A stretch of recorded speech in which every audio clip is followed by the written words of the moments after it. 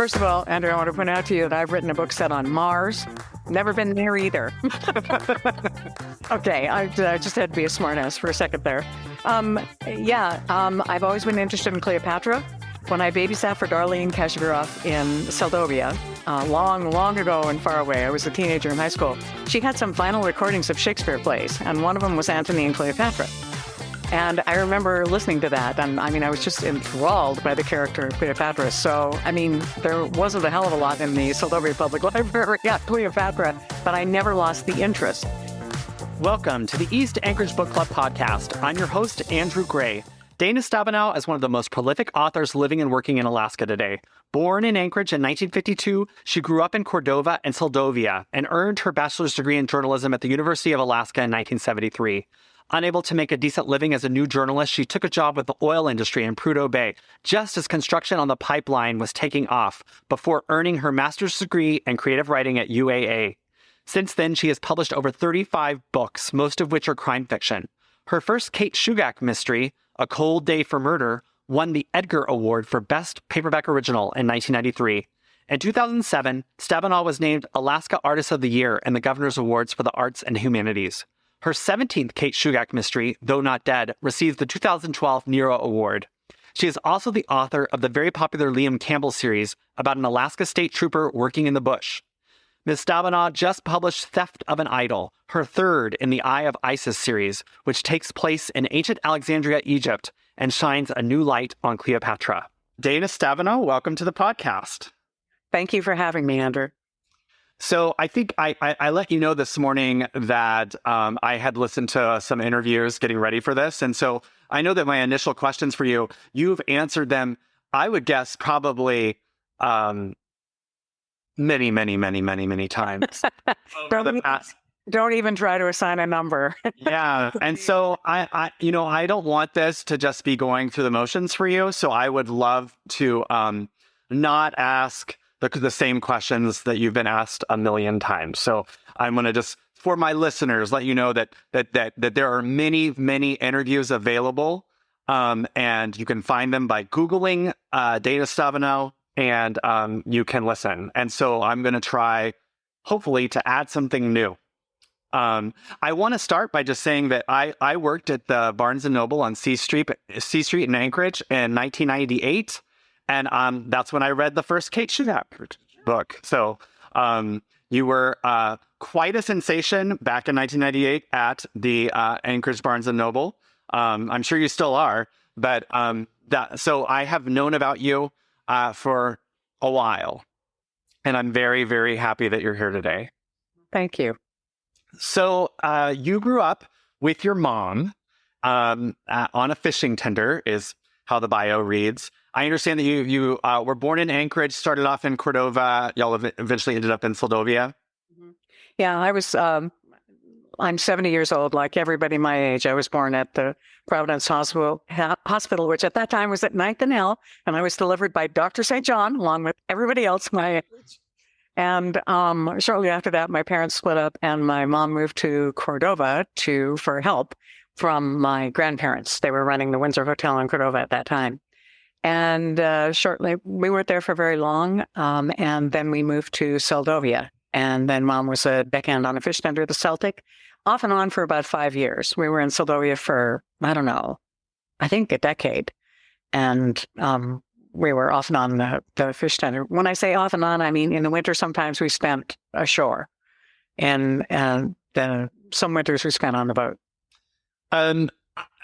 From listening to one of the interviews, I know that you generally went to school on shore. Like, your mom made it so that you could be at school. There was one summer. Yeah. There was one winter when she homeschooled me. We were hunting and trapping in Prince William Sound, mostly on Montague Island. Did your grandparents, are they the original folks who made it up here? Were they who moved here, or how far back? My maternal grandparents flew in he was right seat on the first DC-3 that Alaska Airlines, after it became Alaska Airlines, flew into the state. They landed at Merrill Field on, I can't believe I remember this date, May 12th, 1945. Wow. Well, at that time was out of town. My grandmother used to just tell the stories about how shocked she was at the price of everything. Couldn't even buy a pork chop for what you could outside. And then my father's family, his brothers, one of them was fixing radios for the Navy in the Aleutian Chain in the 30s. And that's how the family originally came up here. My father came up in a Liberty ship during World War II a couple of times and decided Alaska was where he wanted to live. So he drove up with a friend, drove the Alcan back when it was not drivable. Oh, I bet. Yeah. I've talked to a lot of folks who, grew up in Anchorage in the 50s and 60s, and they talked a lot about the price of things and the unavailability of fresh fruit and, sort of only knowing that apples and oranges existed and not knowing that there were any other fruits. But I would imagine that you growing up in Seldovia would know about even less. Oh, God. There were three kinds of fruit. There were apples and oranges and bananas. The bananas were always rotten. The apples and oranges were always dry and pithy. And, the only ice cream we ever had was, what was that, Metropolitan, where it was chocolate, vanilla, and strawberry, right? So I thought I hated all of those things. I never had any fresh milk until I went away to school at the University of Alaska in Fairbanks, and they had fresh milk. Oh my God, I couldn't believe it. It was so good. Did you have any scary experiences on the boat growing up? Oh, yeah. Yeah, I'm sure we were going to die a couple of times. I remember there was one time we were coming around the Kenai Peninsula, what is now the Kenai Fjords, and it was a horrific storm. And the boat was literally going from like this, one side to the other. It really scared my mom because she came downstairs, she couldn't find me. She came below and make sure you hadn't fallen off. She panicked. She just panicked and she was screaming my voice and screaming my name. And then she found me under the galley table, under the center upright, because it was the lowest, center of gravity on the boat. I could find the least motion. Mm-hmm. So I just wrapped myself around that. And I wasn't really even like communicating. So she got a blanket and a pillow and she put it with me. And then she went back up on the bridge. Wow. And so most of the time, was it just you and your mom on the boat? And mom and the skipper. The skipper. Yeah. Okay. And then in the summertime, we had to have deckhands, of course, because a fish tender would go out and pick up fish from the fishing grounds. They would bring groceries, water, and fuel to the boats who would stay out on the fishing grounds all summer long. And then we'd take the fish back to the canneries. This was in the time when before the earthquake, when Seldovia had 5 salmon canneries. Wow. So Seldovia was really different than what we visit today. Oh, yeah. Completely different. Yeah, tell us a little bit about gorgeous. That. It was gorgeous then, and it's gorgeous now. Right. It's so small now. When I think about you being in Seldovia, I'm like imagining like just this teeny tiny town. But it sounds like there was, at least with the 5 canneries, there was a lot more workers there during that season. In particular, and Seldovia, like everywhere else, in the summer. We would come up to work with the fish. And then things changed a little bit toward the end of the 60s because Lowell Wickfield built a king crab cannery there. And that was the gold rush all over again, only with king crab. Because you started reading at the Seldovia Library, or that's where you kind of had your love for books. And in my mind, I was like, there's a library in Seldovia? What was the library in Seldovia? The library was one room in the basement of City Hall. And it was started by the local postmistress. Her name was Susan Block English. And the library was her, I would say, avocation. And the being postmistress was her vocation. And it was one room. There was a fiction section, there was a nonfiction section, there was a kids section. It was open one night a week from 7 to 10 on Mondays. And you could only take out, because there were so few books, you could only take out 4 books at a time.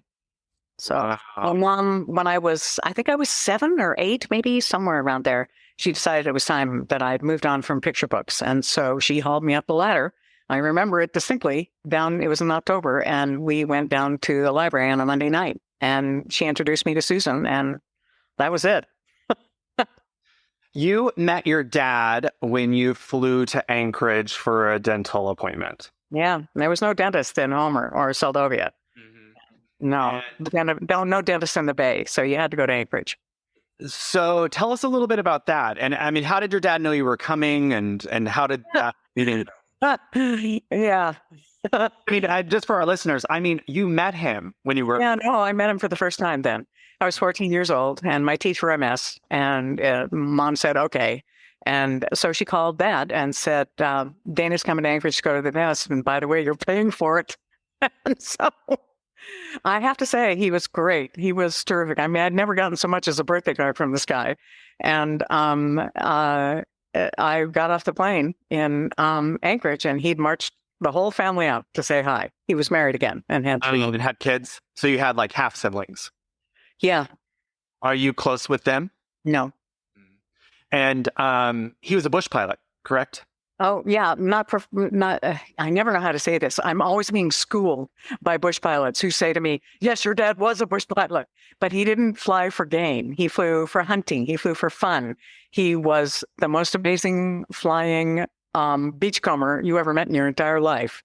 I have a photograph of him on a beach somewhere in Southwest with just like hundreds, literally, of all different sizes of glass balls in back of him, many of which he brought home. Wow. And he was late becoming a pilot. He built a boat first, and then he got tired of that, and so he started flying. And that was late. Like, how old was he when he started flying? I think he was in his 40s. I'm pretty sure he was in his 40s by then, because after I met him. And, you've got a lot of details about planes and piloting in your books. Did you get that from your dad, or did you get that? Oh my God, it's not just dad. Two of my cousins are pilots. Two of my best friends are pilots. You can't be an Alaskan and not know pilots, right. And you can't be an Alaskan and not fly. Impossible. I mean, I suppose you could if you lived in Anchorage, but in Anchorage and you never left town. Yeah. So I've been in little planes. And so I hear where you're coming from. However, there are characters in your book that talk about being in a small plane for the first time. So you've definitely tried to capture that experience. Always. Yeah. There was a story in the Homer News. It was right back after I moved to Homer. I think so. It must have been around 2005. And someone was relating their experience getting on, at that time it was Era. Now it's Raven. Era, and they climbed onto the plane. They'd just gotten off a big jet from outside, and they were coming to Homer to visit relatives. And so they got off the big jet and they got on the small plane. And Alaskans wouldn't consider it a small plane. I think it was a Twin Otter. And so they sit down and they look up for the first time. They say, "Oh my God, you can see the pilots." Well, not only that, I mean, I'll just say the first time I flew on Raven, you don't go through security and people can take their guns on. And I think that would be something that would freak out folks from the lower 48. Yeah. Oh, I'm as certain as I'm sitting here, Andrew. There's somebody packing on every small flight I take in Alaska. Yeah. So where'd you graduate from high school? Seldovia. Oh, wow. How many were in your class? 5. 5. Including me. And then you went to Fairbanks for college? I went to Anchorage. The first 2 years I went to Anchorage Community College. I don't know if you're familiar, but it was Anchorage Community College. And then to get my 4-year degree in journalism, I had to go to complete it in Fairbanks. So the second 2 years, I went to Fairbanks, University of Alaska in Fairbanks at the same time that the Anchorage Community College was transitioning into the University of Alaska Anchorage. Now, I know this question's been asked a lot, and I just listened to your interview with Kathleen McCoy from last year, where she talked about it. But just to be clear, I mean, explain why journalism and what your thoughts were. Well, my high school teachers, Ken Cash and Glenn Winkleblack, both of them, 2 of them, pushed me toward journalism because they thought that was how I could make a living. Mm-hmm. So, and the reason I like journalism so much is because I got to travel with the basketball team. Mm. Because, if you're the editor of the school newspaper, you had to report on away games. So I got to go to, exotic places like Ninilchik and Kenai with the basketball team. I mean, who's going to turn that down? And I kind of know the history, but just for our listeners, you tell us about the time from graduating with a degree in journalism to going back to get your master's. I worked on the slope mostly. I was when I graduated in '73 with my journalism degree. That was when the Trans-Alaska Pipeline, construction on the Trans-Gulf Pipeline was coming back gangbusters. It had been frozen from 69 to 73. And then finally they unscrewed themselves enough to pass ANCSA, and then kaboom, everything started again. Well, people flooded in from everywhere, all over the world, not just in South 48, for jobs. And there was almost no place to live. The only people that were paying halfway decent wages were contractors for the slope. I mean, You were with the Anchorage Times, and you were like making $800 a month or something. I was never with the Anchorage Times. Okay, sorry. I looked for a job there, and the only job I could find with the Anchorage Times was as a copy editor, and it paid about $830 a month. You couldn't rent a place for the take home on that amount. So I looked elsewhere, and I have to say too, spirit of adventure. All the news is from the slope. I wanted to see what was going on up there. So eventually I went to work for Alaska Pipeline at Galbraith Lake Pipeline Camp. And I was there for about 3.5, 4 months. And then that was enough of that. And then came back and applied at BP to work for them in Prudhoe Bay. What did you do? Sorry? What did you do? Well, they hired me. Let me see. What did I do? I was the camp clerk at Construction Camp 1. I was there for about 3 weeks when they decided, nope, I belonged over at base camp. So they moved me to base camp. I was the clerk there, that basically just checking people into their rooms and making sure everybody had clean sheets and that the kitchen knew how many people were coming to dinner that night, that kind of thing. Mm-hmm. And then they found out that I had a radio telephone operator's permit, 3rd class, from being on the boat, so I could take radio schedules. Mm-hmm. And so they decided, no, I was going to be a communications operator. Well, that was really fun. I loved that. And then they found out a degree in journalism, and they were tired of pulling people off jobs to tour people around because, Andrew, everyone from all over the world came to see what they were doing at Prudhoe Bay. When I say everyone, I mean everyone. I mean Arabs from Saudi Arabia would come and see how we were doing it in the Arctic compared to how they did it in the desert. It was everyone. Certainly every elected politician in Washington, D.C. and Juneau came up.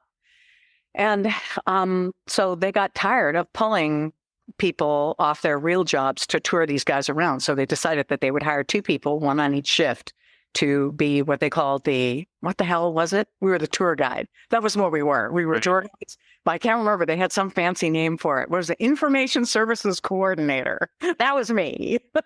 I'll just volunteer that as a recently elected official myself, I was just offered a trip to Prudhoe Bay to tour around. So they're still doing it. I couldn't go. It conflicted with my schedule, but I was invited. Speaking as a constituent, Andrew, I mean, not as a constituent of yours, but as an Alaska voter, you really do need, all our money comes from there. You need to go up there and you need to see it. You need to look at it. Mm-hmm. You went and got your master's. I did. Mid-'80s. Mm-hmm. Yeah. In an MFA in creative writing. Yeah, I'd been up on the slope for 6 years and, it was time to fish or cut bait. Could I, I did a little bit of writing, but. Was it a dream of yours, like all along, to be a writer? It wasn't really, I thought I was going to be a journalist because basically all my teachers pushed me that way. You could make a living doing this. Well, when I graduated, I realized I had no ability. About 5 seconds afterwards, I realized I had no ability to ask the hard question. You have to be able to ask the hard question. My mother was an extremely private person. And she imbued that with me. I mean, you don't get in people's private business. You don't ask intrusive questions. Well, you have to if you're a journalist. I'm not saying that's a bad thing. It's part of the job, and I couldn't do it. So that was another reason why, I lost orbit and, wandered off.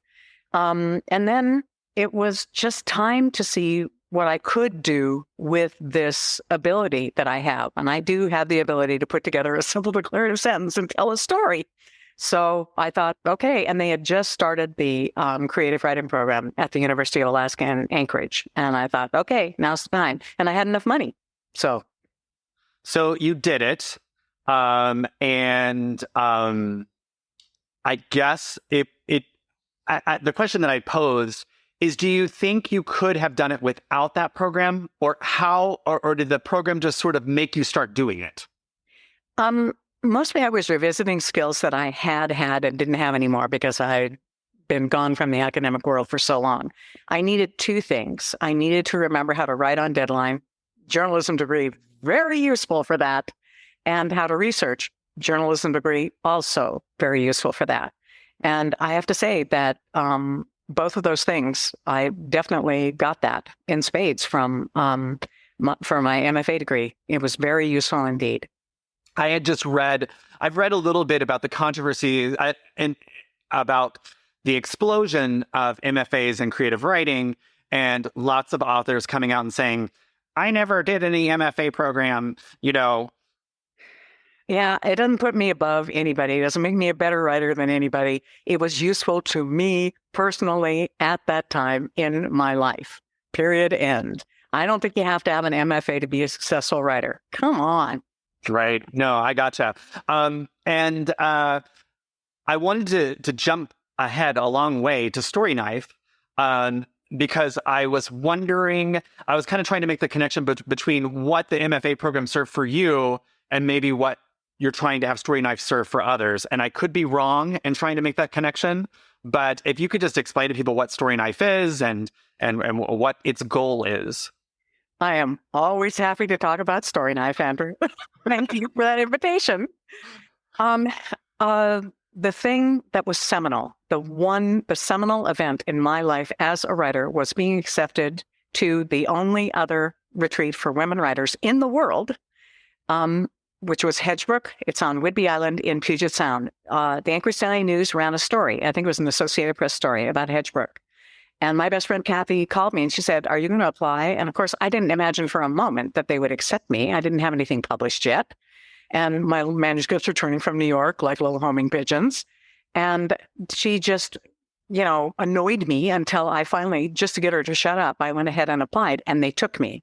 And for 2 weeks, I was in this beautiful cabin, all my own, in this beautiful setting where I was expected to do nothing but write. And that was my work. The first night I was there, you know how when you go to somebody's house for dinner, you get up to help clean the table? Mm-hmm. The person who started Story Knife, her name's Nancy Nordoff. She looked at me and she said, sit down. You've already done your work for the day. And it's the first time anybody ever acted around me like writing was a real job. Mm-hmm. So I left when it was everything good happened to me after Hedgebrook. I'm not saying that some of that stuff wouldn't have happened anyway, but everything good, I'm sorry, it just did. I sold my first book. I sold my first multi-book contract. I won the Edgar Award. Everything good happened after Hedgebrook. And I left Hedgebrook with such a weight of obligation. I mean, there was no way after Hedgebrook I was going to fail as a writer. I just was not going to do that. And I've been looking forever for some way to give back, because there's only 6 cabins at Hedgebrook, and that's not enough. They can have as many as 1,400 applications for 42 spaces in a single semester. And so when the time came, I was always going to move back to the Bay, to Kachemak Bay, and I found this property, and I thought, okay, let me see. I talked to my builder. I said, do you think we could do a Hedgebrook up here? His name's Scott Bauer, and there's no way I would have been able to do this without him. He was a true believer from the beginning. He looked at me and said, let's do it.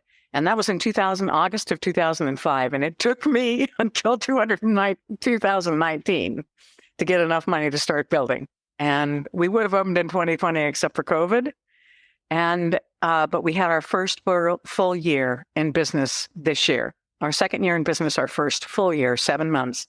And every cabin was filled almost straight through the year. And the things that the writers are saying are the things that I thought when I was at Hedgebrook. It gives them confidence and clarity. I have the writers up to my house for dinner one night every month. Their stay is a month long. And one of them looked at me and she said, I know now. This is what I am meant to do. I mean, we could do that for 42 women, 48 women, depends on whether they stay 2 books or 4 every year, for as long as I'm alive, for as long as Story Knife exists. I'll die a happy woman. I will have had purpose in this world. I'm sorry that was really long. No, and congratulations. I actually didn't realize that you'd just done your first full year. So congrats. We did 5 months in 2021 because we were still nervous about COVID. And of course, the Delta variant hit in, was it July, late July, Right. which really impacted our numbers in August, September, and October. But this year, we had a full year, all 7 months, April to the end of October. Can you explain why having it be only women matters? I'll tell you what Scott Gear, our builder, said to, or not Scott Gear, excuse me, Scott Bauer. I have too many Scotts in my life. Scott Bauer said this to me. I was trying to explain. He asked that very question, and I was trying to explain it to him, and he stopped me midway. He looked at it and he said, "I get it. You don't want it to be a college dorm." Mm-hmm. Yeah, women need the support. Still, even in this world, where you think we're so modern and we're so up to date and we have come so far, and all of those things are true, but women are still underpublished. They are still under-reviewed. They're still under-printed. They're still undersold. They don't get anywhere near the attention or resources that they need. And, Story Knife isn't the answer to all of that, but it's a small part of the answer. They're valued, they're supported. All they have to do is get themselves to Homer, and they have a place to stay. They have food made for them every day. They have a beautiful view. It is really making a change in their lives, and they're going to go home and write more. Well, I have a couple of observations. We had a freshman legislator orientation recently, and one of my female colleagues was talking about how she really liked this male colleague, but that he insisted on mansplaining things that she was an expert on. And the second thing, and so I could see how in a co-ed environment that you might have a male writer or two who wants to kind of hold forth and explain to the ladies how it's done. Yeah. The other thing I would say is that this is a stereotype, but when you talked about trying to clear the table, when you went to the women's only writer workshop back in the early Hedgebrook, yes, that I'm guessing that there would probably be some male writers who didn't need to be told that it was a job and would happily sit and let their plates be cleared for them. Yeah, there's plenty of writers' retreats. They're almost all of them mixed gender. And there have been stories, let us just say, I won't relate them now because they're not my stories to tell. The only writer's retreat I've been to was to Hedgebrook. That's my only experience. But there are plenty of stories of women who have been to mixed gender retreats where, let's just say, their stay has not been as felicitous as it might have been, and certainly isn't as felicitous as it is at Hedgebrook. Any way you slice it, you've been doing on average, more than 1 book a year, which I think for many, many authors is that's a lot of writing. When you're first starting out and, you're just happy that any publisher spells your name correctly on the cover of a book, you'll do anything they say. And they wanted 2 books a year. And so 2 books a year. Wanted 2 books a year. I mean, it was this, I actually wrote an article about this I've started just recently, just like in the past year, posting about the writing experience to Stabenow.com, to my blog. For any aspiring authors out there who are listening, I do have a few things to say. And one of those things is, this is how I wound up being able to write 2 books a year. I got the contract, and I've already written the first book in the series, and they suddenly want 2 more, and they have due dates.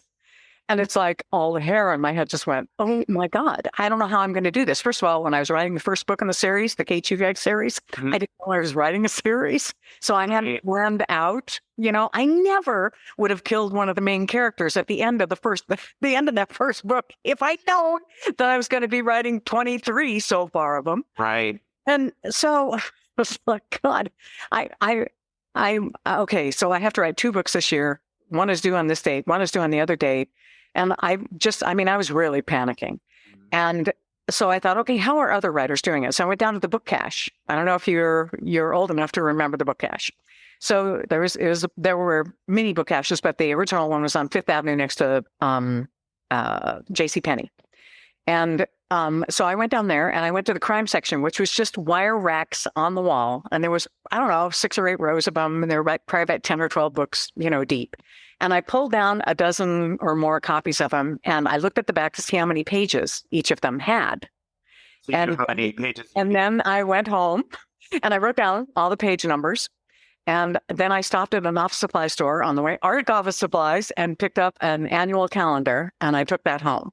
And then I added up all the pages. I divided them by the numbers of books, and I came up with an average page count of 200 pages. So the books are going to be 200 pages long, and I had to get the job done in 200 pages. And then I looked at the calendar and decided how many pages I had to write every day to, meet the first deadline of getting it to the author for the editor for review.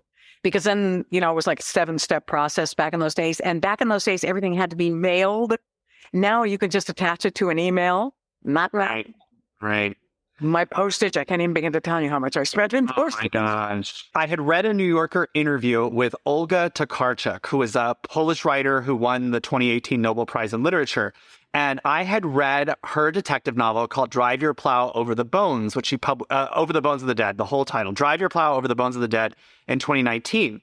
And in it, she talked, in that interview, she said that the detective novel was easy for her to write because the structure was there and she just had to figure out what components to hang on the structure.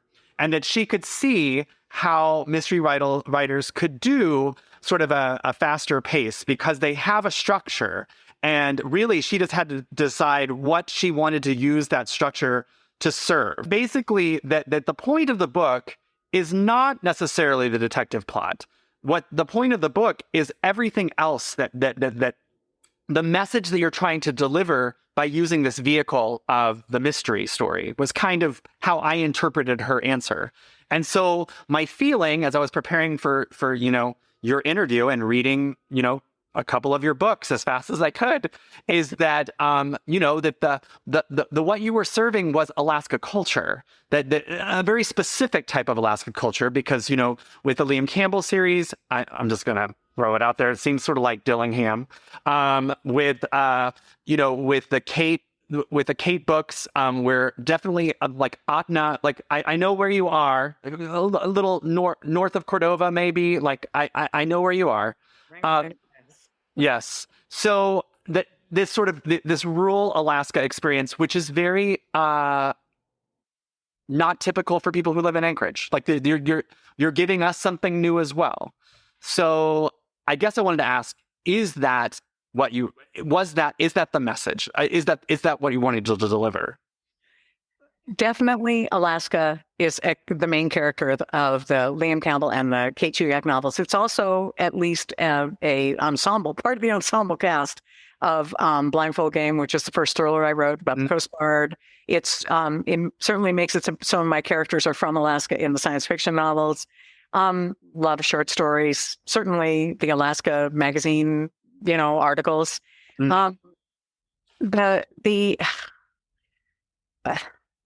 When you asked that question, it made me think of a conversation. It was I had at an author event at the Poison Pen in Scottsdale. There was another writer there. Her name's Karen Auden. She writes very good Victorian mysteries, FYI. And she put her hand up and she said, Dana, people have said that writers, and she was speaking more across the board than she was, individual genres or even crime fiction, that writers tend to write the same book over and over again. I was really taken aback by that. I mean, what did that mean? Did that mean that we were all phoning it in after we wrote the first book? And, but I thought about it for a long, long time. And I've started reviewing the books. And I realized, first of all, that Alaska definitely is one of the main characters in the book. So anything that informs people about the character of Alaska, yeah, sure, I'm going to be sharing that. And Alaska isn't all about Anchorage, even if most of us live there. I'm trying so hard to find the name that you use for Wally Hickle. Oh, there are a lot of those are Alaska. Those are Easter eggs for Alaska. Yeah. Okay. Well, yeah. Namon Alfred. Yes. Yes. And actually, and I wondered about this because in Nothing Gold Can Stay, which is a 2000 Liam Campbell book, you say Pete Peterson, spelled differently than Pete Peterson, who served in the legislature and is a current assembly member in Anchorage. But there's part of me that's like, this can't be an accident. No, it's not. You can't do that. If you're running for a global audience, and at this point I am, you cannot do too much of that. But I never forget that Alaskans read my books too, and that I'm going to give them something for making the effort. So I always do. And this is kind of just a nuts and bolts question, but not naming the cities and changing the governor's name slightly. I mean, you didn't have to. Mm-hmm. So why? I did that more in the beginning of the books. And then I didn't, because I didn't know what I was doing, frankly. Okay. And, and also because it was fun to twist them around. And it was fun to put those little, as I say, Easter eggs in the books for Alaskans to find, because I knew that everybody wouldn't get it, but some people would. And that was enough for me. The more books I wrote, the more confident I got. And the more I read, the more confident I got. So, I mean, people who have Donald Trump as walk-on characters in older books before he became president. I mean, that's informative right there. So certainly I can do that on a smaller scale in Alaska. How I said from cramming for the interview, I know, your dad was a bush pilot. I know that you wrote a column on Alaska travel column, which got you the opportunity to travel to lots of interesting places. But I mean, Bristol Bay in particular, how do you know that region so well? I haven't spent that much time in Bristol Bay, but I sure have a lot of friends and family who have. I've come from a commercial fishing background, and they all fish over there. And Dad, I flew with Dad there. We flew probably the Hemorrhoid, we flew through Lake Clark Pass half a dozen times, and 6-8 Alpha, where it was his 172. So we were there a lot. And it just, it's a pretty amazing place. Yeah, look at it. And I mean, if you read the news reports during the fishing season from that place, holy cow. Right. It's an exaggeration to say this, but it's not far off. You could walk across Bristol Bay without getting your feet wet when all the boats are in the water. Mm-hmm. And did you have specific friends and family that you would call to ask a specific question, or and I guess this is more, again, just me learning, but because it's fiction, maybe you don't really have to call and ask them. Maybe you can just do it. Well, it depends. Let me see what happened what did I do? Oh, I wanted to know how many hours. I have a character who's a retired state trooper in the Kate Shugak novels. He's retired now, and I was, for some reason, I can't remember why. Don't ask me, please. But I needed to know how many hours he had in the air, and I couldn't think. I didn't know. I'm not a pilot myself, so I called my friend Gary Porter. And he runs Bald Mountain Air out of he and his dad and my dad were best friends, and he's a terrific pilot, and has a gajillion hours, and there's just nothing he doesn't know. So I called him and I said, okay, and I introduced him to the character of Jim, and I said, how many hours does he have? I think he has about this many. And he came right back at me and said, oh, no, he's got this many. And oh, that's good. Yeah. So there's not that many people who would know the difference, but for the people who would know the difference, who are reading my books, I don't want to cheat them if I can possibly avoid it. I'm sure I make all kinds of goobers all on my own, where it would have benefited me to ask someone something. But where I can, I try to make sure I get it right. Okay, well, I am an amateur journalist, and I don't like asking difficult questions. But I'm going to try. So, Kate is an Aleut, and you have lots of Alaska Native characters throughout your books. And so the question that I kind of posed that you and I had a little email back and forth about was about any criticism that you may have gotten as a white woman, populating your novels and main characters being Alaska Native.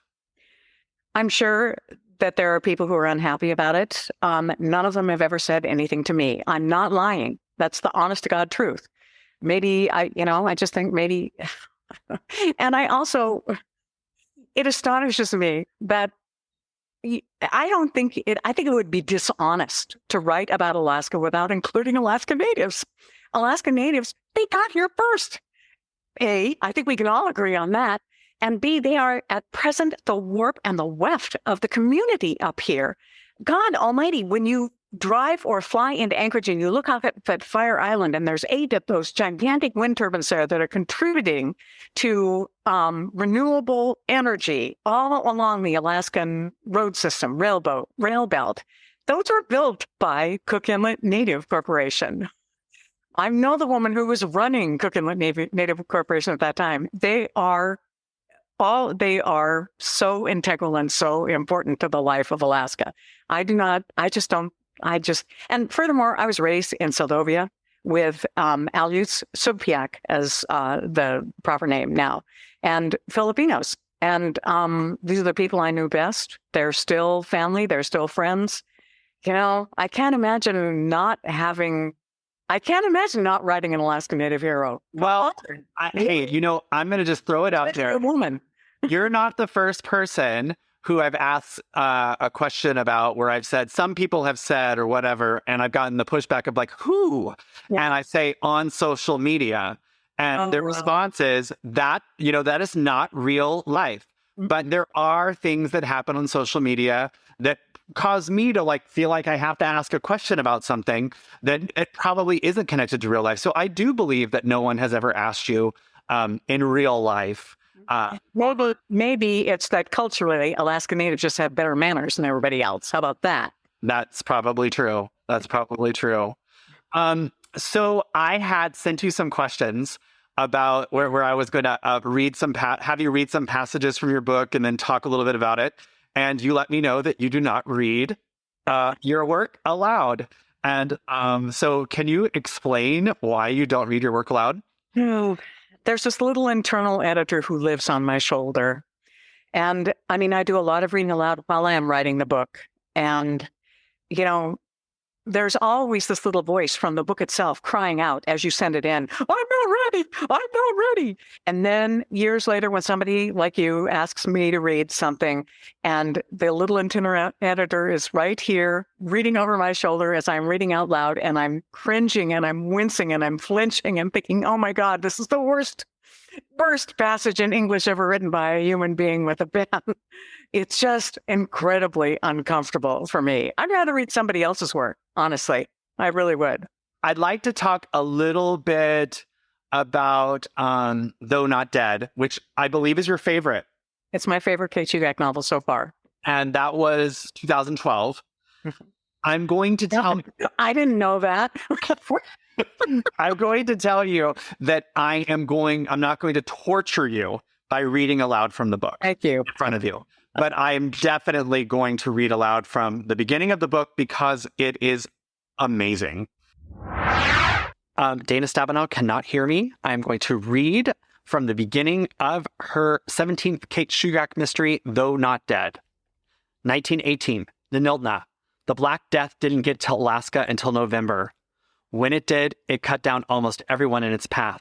The territorial governor imposed a quarantine and restricted travel into the interior, stationing U.S. Marshals at all ports, trailheads, and river mouths to interdict travel between communities. He issued a special directive urging Alaska Natives to stay at home and avoid public gatherings. Theaters closed, churches canceled services, schools were let out. But because of the inescapably communal nature of traditional life, Natives were infected and died disproportionately. In Brevik Mission, only 8 of 80 people survived. In some villages, there were no survivors at all. When the influenza pandemic passed late the following spring, those left alive were too weak to hunt for food, and even more died of starvation. And in Niltna, in March 1919, Chief Lev Kukesh and his wife Alexandra froze to death because they were too sick to get up and feed the fire in their wood stove. 4 miles up the road at the Kyanyak mine manager Josiah Greenwood lost his wife and both sons, and 1 out of 4 of his workforce. Some of the uninfected turned to predation and thievery. Harold Halverson was beaten to death in a fight over his last bag of flour. Bertha Anilon was assaulted in her own bedroom and died of her injuries 2 days later, alone in the bed in which she had been attacked. The offices of the Kyanyak mine were broken into 6 times, the cash box stolen, the glass case housing the cross of gold nugget shattered, and the nugget gone. The company files rifled and set on fire. Toilets and refrigerators were ripped out of mine workers' homes as residents lay on their beds with no strength to resist. Food, clothes, photographs, personal papers, and jewelry vanished, most never to be recovered by their owners. Empty homes where entire families had died were stripped and abandoned. Cemeteries overran their boundaries. After seeing their last living family member into the ground, many survivors left for Fairbanks or Anchorage or even outside. Village populations, halved by the epidemic, were halved again by immigration. When I started reading it, I thought, this must be her COVID novel. She's writing this. So how do you feel about those first 2 pages from the vantage point of 2022, as opposed to when you wrote them?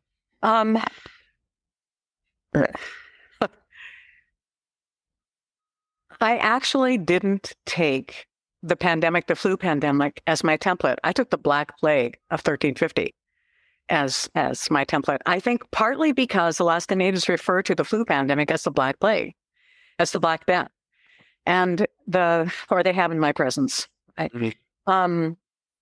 And a lot of the things that happen, plagues are. Andrew Sullivan wrote a really good piece. I'm not in love with everything Andrew Sullivan writes, but he wrote an excellent piece on plagues and the human reaction to plagues. It is very similar down through the ages. We all go nuts, which we did. And one of the things that really struck me was how a third of the population, during the bubonic plague, fully a third, they estimate, of the world's human population died during that. And what happened was that in the aftermath, it was the end of serf of the feudal community, because people moved into towns looking for jobs. They formed guilds. It was the creation of the middle class. Look at what is happening right now in America. 1 million people have died of COVID, more dying every day. Let's not forget, okay? And things just heating up in China, too. It's going to be even way worse there, I'm pretty sure. And so you have more jobs than you have people to fill them, and people are being better paid now than they were before. A lot of them, I won't say all of them. And people are able to pick and choose between jobs that they don't want to do, that they have to just for the money, and jobs that they do want to do and can do for the money. So that was it was the Black Plague that more informed what I was writing about in the flu pandemic. I actually didn't read John Barry's book until 2020, or I actually didn't buy John Barry's book until 2020, which is called The Great Influenza. That's about the flu epidemic 100 years ago. Mm-hmm. So, but I read a book, and this also doesn't inform the book of 2012. And 2012, I'm sorry, Andrew. Now I'm speaking from the perspective now. Sorry. Right. But let me also point out that there's a book written by another Alaskan writer. Her name's Deb Vanass. And I can't remember the title of the book, but it's a biography of Kate Carmack, who was, what was his name? Joe Carmack? He's the guy who found the gold and started the Klondike Rush. And she died of the flu. She didn't get it until 2 years after the first case of Spanish flu had been diagnosed, and died of it a year after that. The toilets and the refrigerators being ripped out of people's homes. Yeah. As people were lying in bed and were too sick. Those details. I looked up everything I could about the about the flu pandemic in Alaska. I looked at everything that I could, and there was plenty.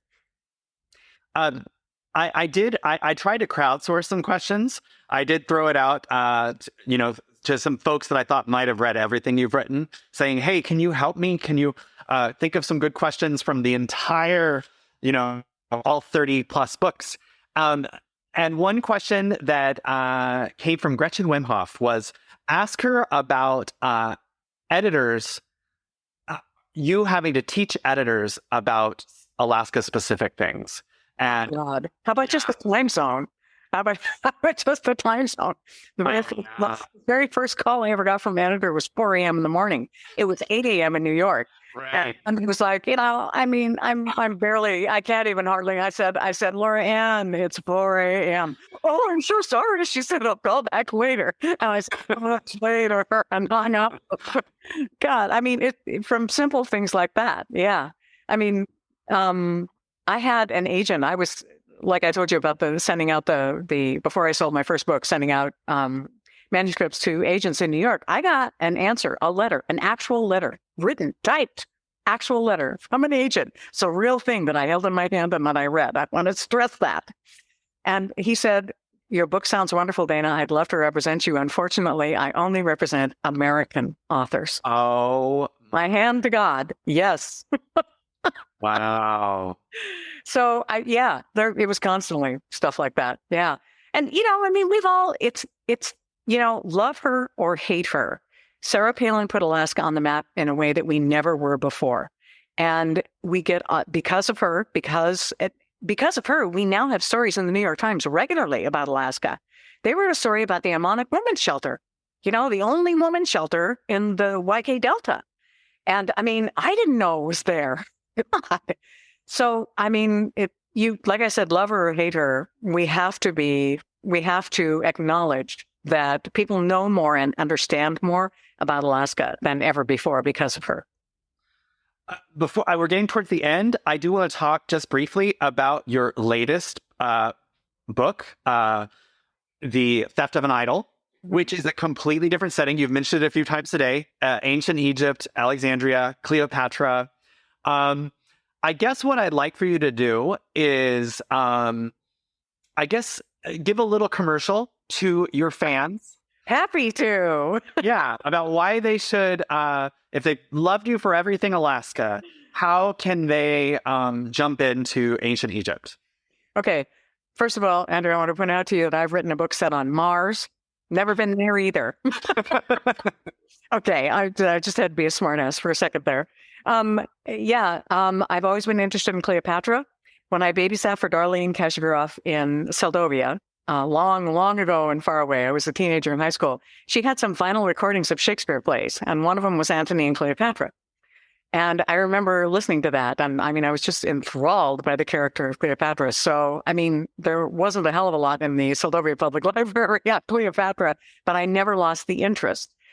And then there was an exhibit that was sort of revolutionary. It took a kind of a revolutionary, different look at Cleopatra. She's not necessarily the femme fatale, more sinned against than sinning.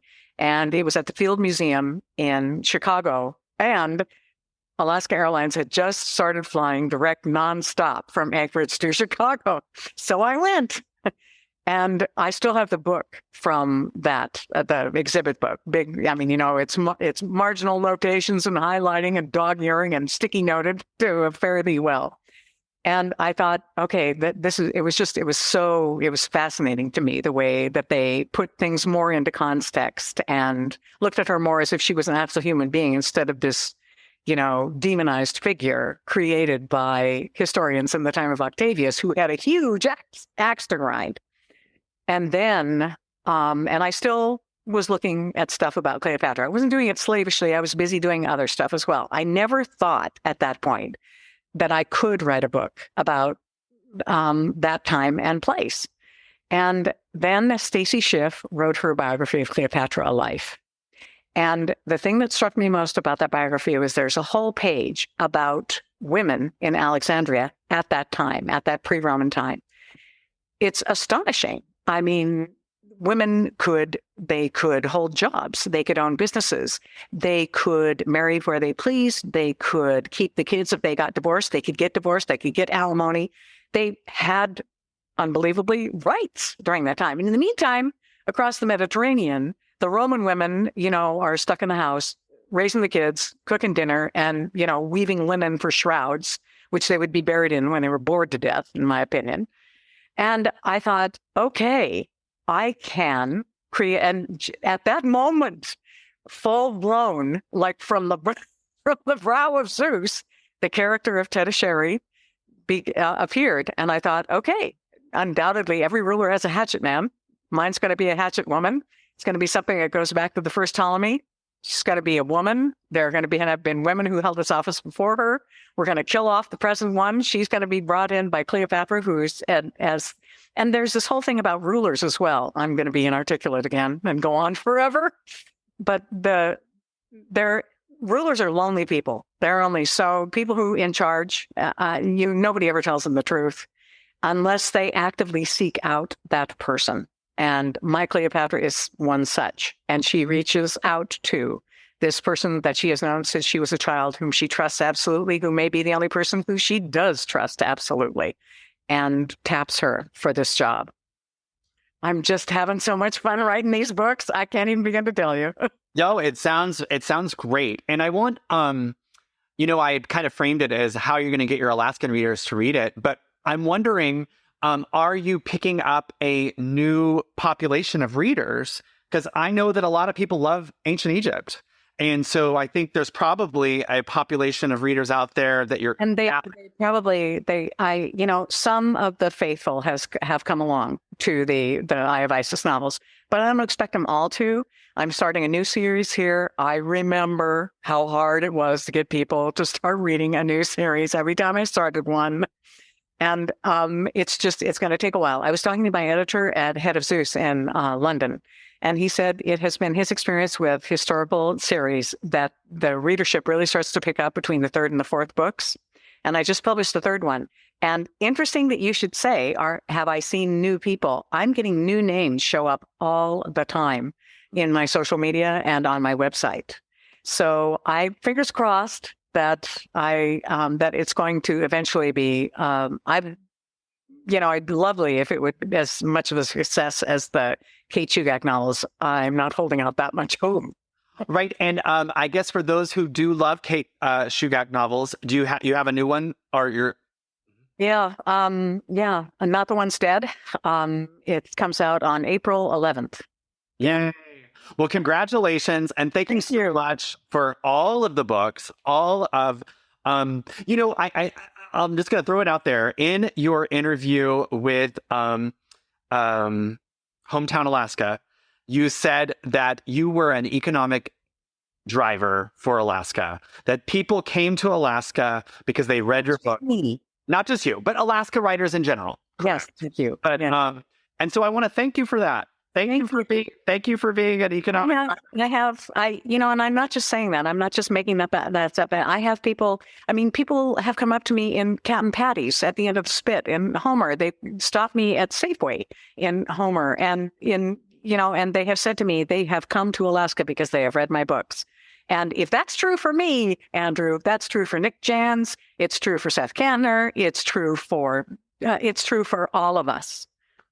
Yeah. Well, thank you. Thank you so much. I'll just volunteer. I came here because of a book. This is kind of embarrassing and kind of, but I came here because Into the Wild by John Krakauer, which, not a life that you want to emulate, but it is, I read it in college and thought, maybe I want to go to Alaska. So, and here I am. So I wanted to say congratulations on winning your election. Thank you so much. Go forth to Juneau and do good things. Thank you so much. Well, have a wonderful, happy New Year. You too. Yeah, we'll stay in touch. Okay, sounds good. Big thanks to Corey Coolidge for making this podcast listenable. Please check out his website, anchoragelife.net, and his YouTube channel, also called Anchorage Life. And thank you to you, our listeners. If you like what you heard, please subscribe, rate, and review us.